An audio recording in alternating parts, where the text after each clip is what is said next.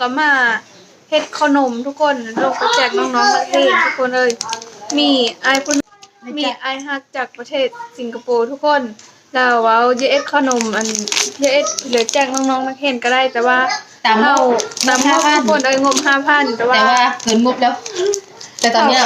เกินงบเลยเอ็ดขนมที่บุญมาขายทุกคนขนมปังปิ้งกับโดนัทมันบ่คืออาชีพใหม่ของข้อยปังปิ้งกับโดนัทเต็มเคิงทุกคนเคิงกันหลายเติบกำลังตอกไข่แตะนึงแต่ว่าหายไปแล้วเกือบจะเคิงแตะก็เอาไปกินขนมกะจักถุงก็10 ถุงเห็ดปังปิ้งผสมกับโดนัทนี่นะทุกคนเราก็นึ่งขาดเครื่องขนมค่ะเยอะมี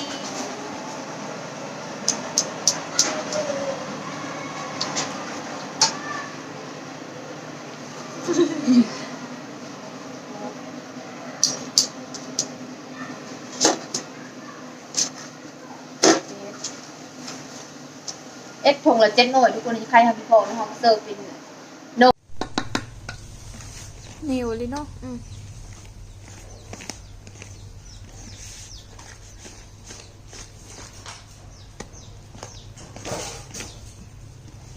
แล้วคือแบบไหมอันนี้นะน้อยนึงคือมันจะหายไหมจบงานนี้มีรั่วครับทุกคน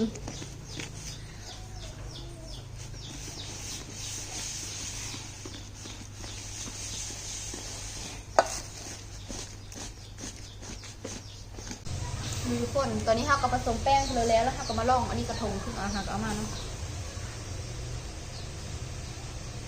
โอ้ยนี่ตาสั้นคนละ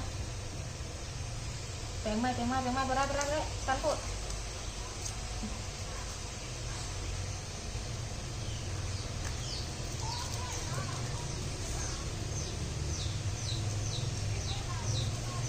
มือใหม่มีใหม่ก็เลยมือกัน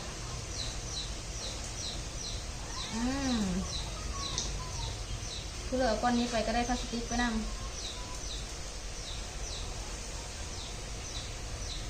แต่ว่าพลาสติกเขายังเราอ่อนทุกคนเลย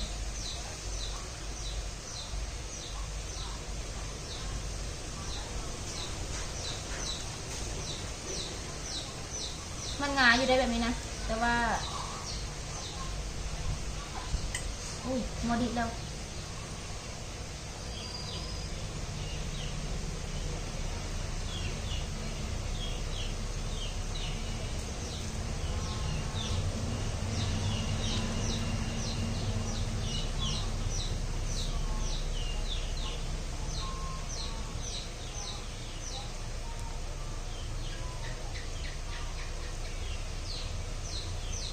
กรึบรอลุ้นกัน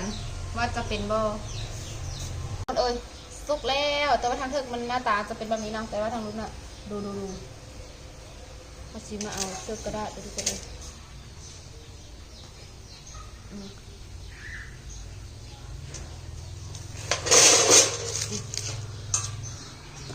ฮ้อนนี่โอเคอยู่ด้วยทุกคนหน้าตากันอันนี้น่ะมีเหนียวเลยมีเหนียวมีแห้งเพราะว่าเห็ดแล้วนี่เท่ากับเพิ่มเย็นจะได้เท่ากับเสิร์ฟกล้องนี่มาเทอีกก่อนพอพี่2ทุกคนมารุ่นกันสุกหรือยังยังไม่ได้ติดกระทะเลยมันมันจะติดหม้อเพราะว่าพี่ใช้น้ำมันแล้วหอมเพียง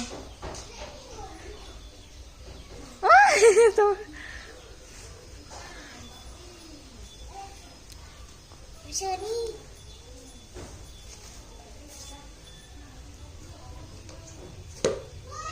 ติดก้นนะได้อยู่แต่ว่าติดก้น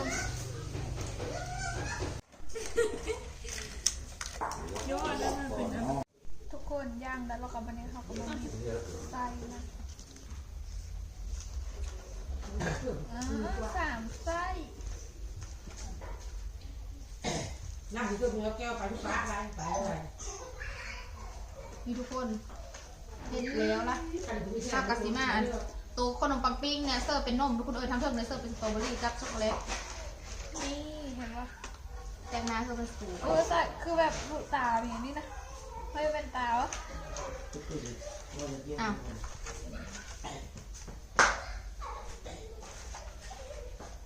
ซอยเดียวทุกคน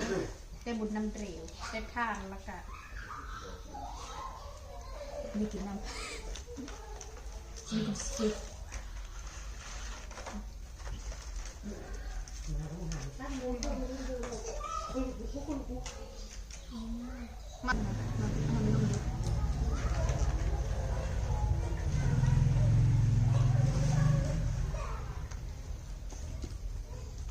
กินทุกคนท่านละเยอะแล้วได้พอไปมากันแล้วแต่ส่วนแล้วเนาะยังหลายเติบอยู่ ตรงไหนใส่ 200กล้องมีไหมมันน้อยหม้อตอนนี้นะพักหม้อหอนอันนี้นะช็อกโกแลตนะซื้อแบบรุ่นดีมาได้ทุกคนรุ่นฮากอนน่ะมันเยอะจำจางเนาะ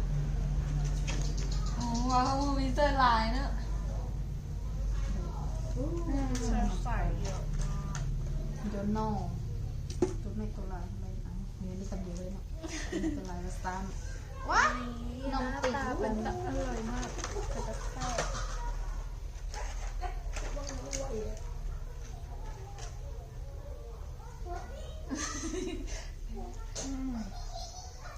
เอาค่ะ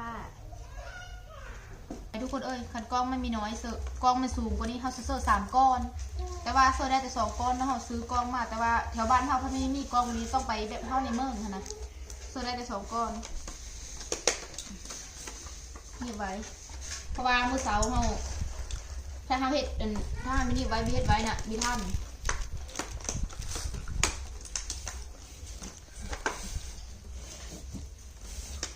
นั้นน่ะ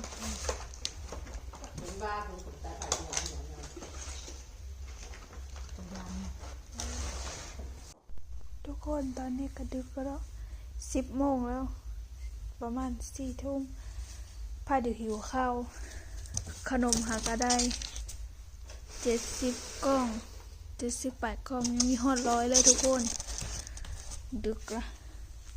กินข้าวกับตำมะฮุ่งกับโรคนี่หิวข้าวมากๆมาเดี๋ยวทุกคนกินข้าวดึก มาทุกคนต้องสังเกตท่าหนังเลยแบบเขากินแล้วเขาไปเฮ็ดเพราะว่ายังมีหอด200ไปเนาะถ้าเราหอด100คือแบบมื้อนี้นะคือแบบอย่าพักไปย่านมีทันมื้ออื่นคือแบบมื้อนี้นะสู้ชีวิตแห้งๆแบบตั้งใจเกินความตั้งใจแล้วเพ่ มากเลย อันนี้ดึกเลยได้สำหรับเฮาแล้วจะสำนี้หาดึกสำหรับคนอื่นน่าจะยังมีเลิกงานนะวะ FC ก็จะไม่ยุ่ง เรียกมืดมาเด้อพี่น้องเด้อลูกดื่มกินเต่า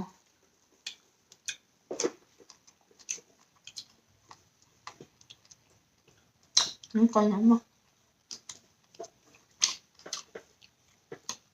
ไปได้เจอเพียงไหมไปได้ตามไปได้ไปเจอไปได้อันบุกมาเลยไปได้บุกมัด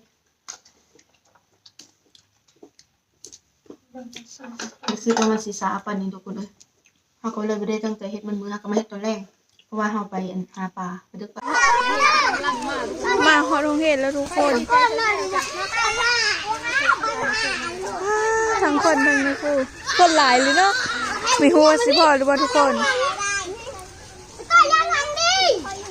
ได้2 แถวก็ได้ล่ะต่อนี่ต่อตัวนี้อีกต่อตัวนี้อีก3 แถวก็ได้3 แถวที่เลย ไอ้ กำลังมา เปิด อันนี้จะพอได้เห็นมีหลายไปเลยก็หายบอกเขาเห็นบอก เล็กน้อยหลายแห่งทุกคนมีรู้ว่าสิพอหรือว่าเฮ็ดประมาณ100 ปลายกล้องแล้วเพราะว่ามันช้าทุกคนเฮ็ดแต่เมื่อคืนนี่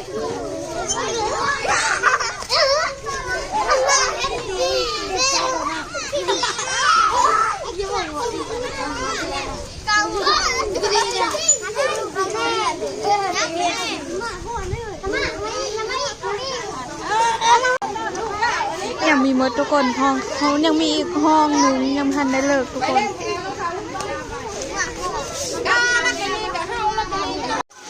ทุก คนห้องปสามเลิกแล้วค่ะเดี๋ยวหลังเอามาตึ้งอีกยังอยู่อีกห้องนึงห้องปห้ามันยังมีเลิกห้องนึง ย้ำเฮาอีนะย้ำเฮาใกล้ๆกับพี่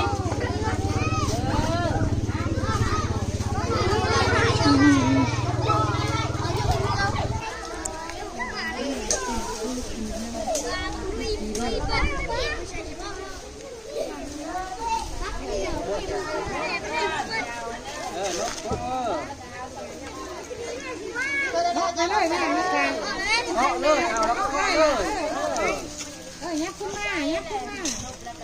ยับขึ้นมาเลยยับขึ้นมาน้องบอลยับมายับขึ้นมา